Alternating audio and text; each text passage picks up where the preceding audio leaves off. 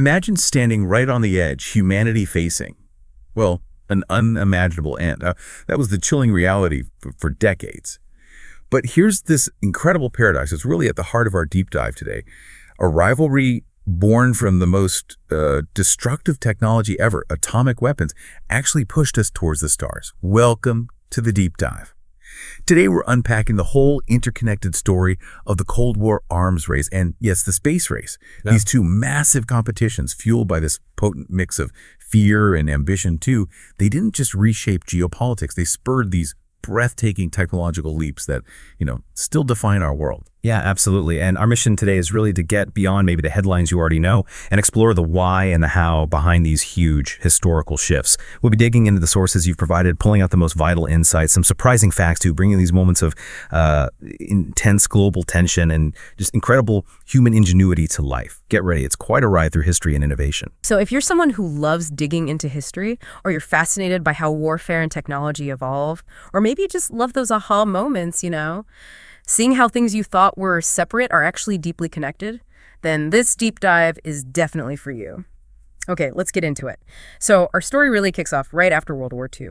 Allied leaders are meeting, and President Truman, well, he wanted to project American strength in this new world order. He drops a bombshell, metaphorically speaking, on Stalin, tells him about a secret new weapon the U.S. had. And the world saw that power very, very quickly. The bombings of Hiroshima and Nagasaki, just days later, they showed exactly how terrifying this new weapon was. And what's really crucial here, I think, is that Truman didn't consult his Soviet allies before using these bombs on Japanese civilians. That was a big deal. Right. And Stalin's reaction, fast, and maybe not surprising, he saw it purely as intimidation against the USSR, a clear message. So his response, immediate. Pour everything, every resource into building a Soviet bomb. Yes, exactly. And it's fascinating. After their first successful nuclear test in 1949, Stalin actually said something quite chilling. He reflected that atomic weapons can hardly be used without spelling the end of the world. But despite knowing this, despite understanding the potential for total annihilation, he still believed they were the Soviet Union's only protection against the U.S. It really shows the mindset, doesn't it? Yeah. Security, or the perception of security, trumped everything. And from there, it just escalated, became this terrifying race. Soon, these two huge rivals are pointing tens of thousands of nuclear warheads at each other, enough collectively to wipe out all human life many times over. The scale is just hard to wrap your head around, isn't it? It really is. If you look at that nuclear explosion since 1945 map, you can literally see it etched onto the planet. The U.S., for example, they conducted, 154 detonations, mostly underground, but also atmospheric underwater tests.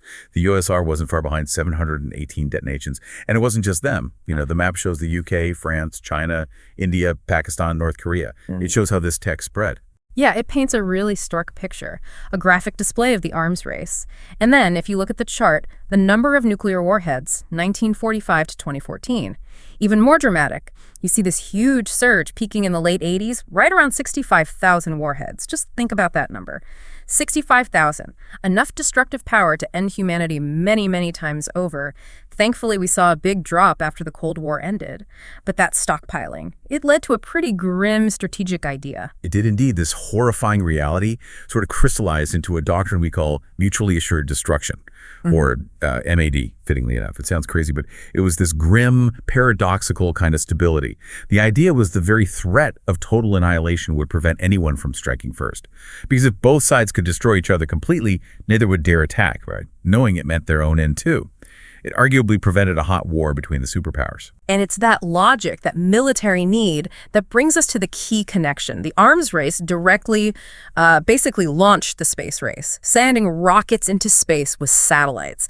It was a perfect, undeniable way to show you could do the exact same thing with a nuclear warhead, the ultimate ICBM demonstration. Precisely. Early rocketry and military goals were completely intertwined. On the U.S. side, you had things like the WAC Corporal, a sounding rocket for the Army. But maybe even more important was Operation Paperclip. This secret plan brought over 1,600 German scientists, engineers, including key V-2 rocket guys like Wernher von Braun, straight to the U.S. It's basically taking brainpower from defeated Germany right into America's own missile program. And while the U.S. was doing that, the Soviets were doing something pretty similar in their own way. After the war, they captured German V-2 production sites, used German know-how too. They developed their own rockets, the R-1, R-2, and the R-5, which was their first big strategic missile capable of carrying a huge warhead. So both sides are building on the same German foundations, but, with different aims. Then, 1957, the Soviets just shocked the world. Sputnik, first satellite in orbit. This wasn't just science news, it was like a geopolitical earthquake. What was the nature of that shock? How did it hit the U.S. particularly hard? Oh, the U.S. reaction was profound shock. It really hit American national pride hard. There was this sudden, very real fear that the U.S. was losing its edge, not just militarily, but in science and technology. The CIA actually called Sputnik a major watershed moment. It changed how Western Europe saw the power balance between the U.S. and the USSR. Suddenly, Moscow looked like it might be pulling ahead. And the Soviets just kept going, didn't they? Later in 57, Sputnik 2 carries Laika, the first dog in space. Another first. Then, 1961, Yuri Gagarin, first man in orbit. That was huge, dubbed the second Sputnik for its impact. His capsule, named Vostok, meaning upward flow, symbolic, right? Communism rising. And then just 2 years later, 1963, they launched the first woman into space. It really seemed like they were consistently winning the human spaceflight race early on. And these wins became incredibly powerful propaganda for them. Khrushchev, the Soviet premier, he openly mocked the West, used these successes to show the shining virtues of communism, its supposed superiority. He talked about how people once seen as barbarians were now leading the way to space. The irony, of course, is that while they framed it as purely Soviet genius, a lot of their success came from, synthesizing global knowledge and expertise, including that German tech we mentioned. Propaganda was a key weapon. Okay, so the U.S. response to all these Soviet firsts was pretty swift, pretty decisive. In 1958, right after Sputnik, the U.S. creates NASA, National Aeronautics and Space Administration, and they launched their own satellite pretty fast. A clear signal. Game on. We're going to the moon and beyond. But what was driving Kennedy specifically to make that huge commitment beyond just launching a satellite? Kennedy's motivation, it seems clear, was deeply tied to national prestige. It wasn't just about science or even really the cost. He was getting all these reports saying the U.S. was losing influence, that countries might start siding with the Soviets because they looked more advanced. He was thinking about America's image, its global standing. And this urgency, it really highlighted the different ways the two systems tackle these huge projects. The U.S. used this sophisticated public-private partnership model. They developed systems management for these massive tech efforts, getting private companies competing hard for government contracts. He created this dynamic kind of agile approach. Right. And the Soviet system, how did that compare under this kind of pressure? Because the U.S. structure sounds more, adaptable. The Soviet system, despite its big ambitions and commitment to growth, it really struggled in comparison. It was hampered by these built-in problems like monopoly, secrecy, nepotism, even political infighting. There wasn't really unified oversight. Korolev, their chief designer, he wasn't even publicly named while he was alive. That made coordination incredibly difficult. It led to huge problems getting contractors to work together effectively, lots of inefficiency, duplicated work, just wasted resources. And here's the real kicker, that inefficiency paradox. The U.S. Apollo program, the one that actually got us to the moon, cost about $20 billion back then. But the Soviet lunar efforts, estimates put their cost at the equivalent of a whopping $49 billion. And it wasn't just money. Apollo employed around 417,000 people at its peak. The less efficient Soviet program, 500,000. What does that huge difference tell us about their systems? And how did that inefficiency impact the Soviets in the long run? It's really striking, isn't it? Spending more money, employing more people, yet achieving less, largely because of those systemic issues. Monopoly, secrecy, lack of coordination. It wasn't just a financial burden. It exposed fundamental weaknesses in their centrally planned economy, their secretive science world. It kind of undermined the very society it was supposed to be glorifying, because it kept falling short compared to the U.S. successes.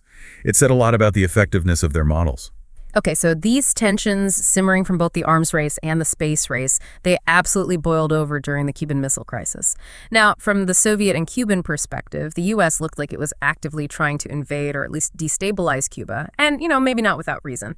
There were attempts to kick Cuba out of the Organization of American States, reports of violent terrorist attacks on civilians allegedly backed by the U.S., economic sanctions, plus the failed Bay of Pigs invasion earlier. Yeah, so given those perceived threats, the Soviet thinking for putting missiles in Cuba was pretty straightforward. They thought it would protect Cuba from attack and keep it solidly in the socialist camp. It raises that question historians still debate. Was it aggressive or defensive? A response to what they saw as U.S. aggression.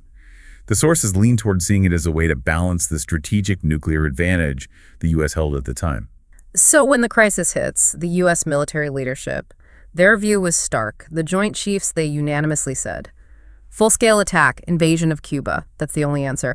They seemed convinced the Soviets wouldn't really interfere, at least wouldn't escalate too far. But Kennedy, crucially, showed real skepticism, an insight that honestly might have saved the world. He famously questioned that assumption. He said something like, "They, no more than we, can let these things go by without doing something."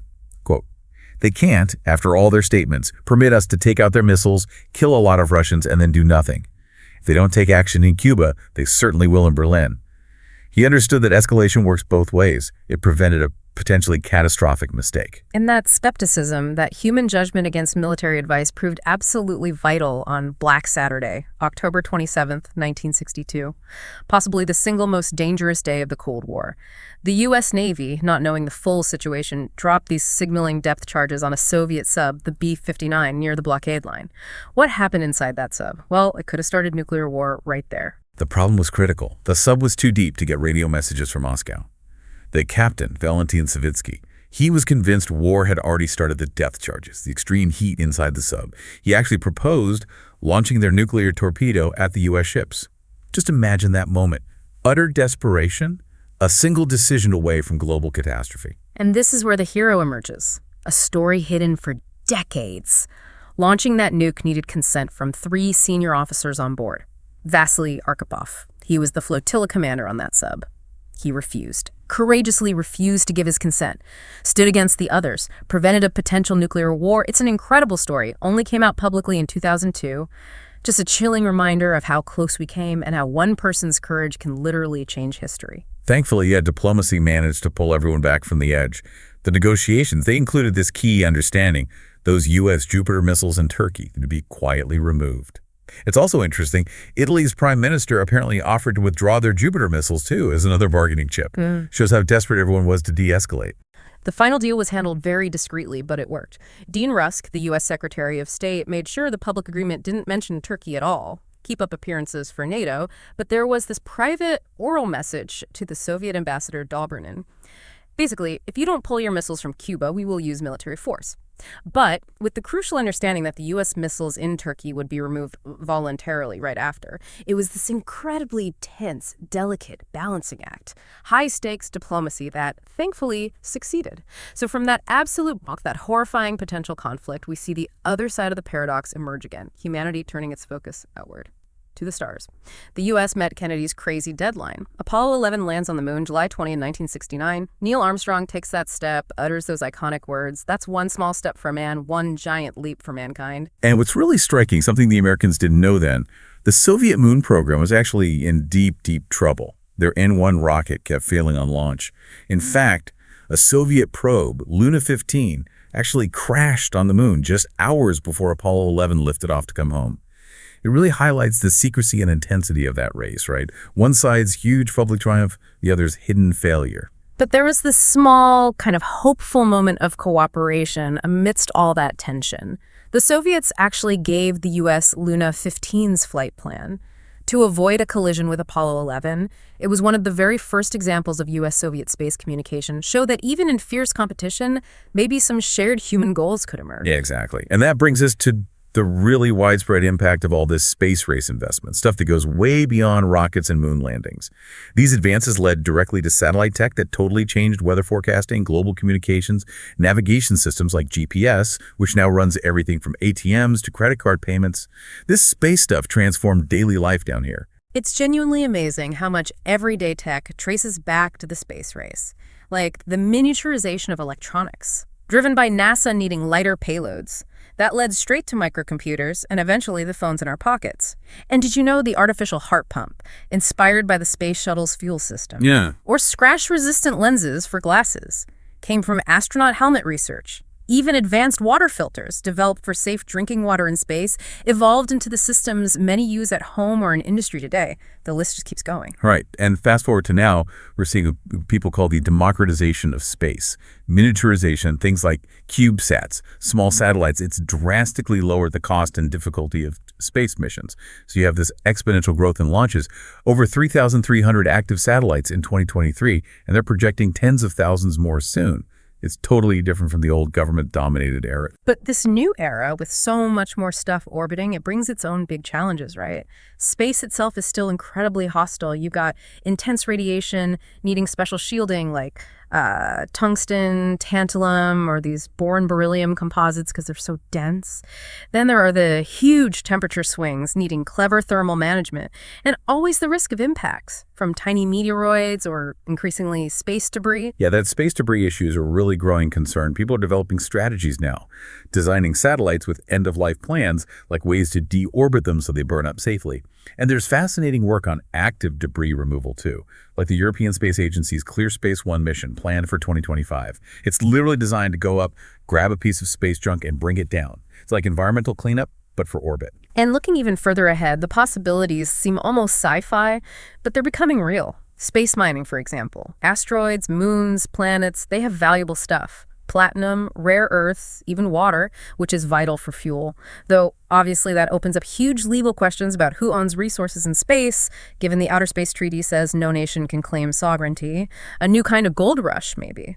We're also seeing nonstop Mars exploration, NASA's Perseverance rover collecting samples, ESA missions, China's Tianwen-1 orbiter and rover.